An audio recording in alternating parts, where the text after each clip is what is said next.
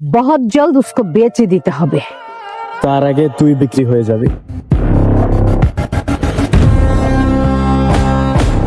শেহজাদ স্মৃতি হারানোর পর যা যা কিছু হয়েছে তুমি কিন্তু কোনো কিছু বলবে না শেহজাদকে। আজকে শেহজাদ চৌধুরী আসছে।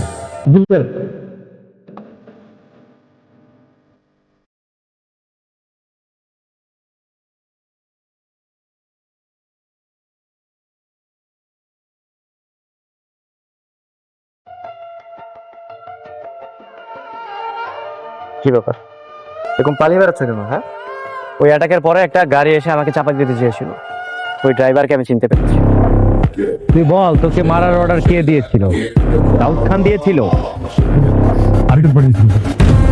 অন্য কেউ কে? তুমি শেহজাদকে ব্যাপারগুলো খুলে বলো। তুমি একটা কাজ করো, ওই ইবনে খলিলকে মেরে বস্তায় ঝুলিয়ে রাখো। মা, কিছু বলবা? হ্যাঁ, জীবনে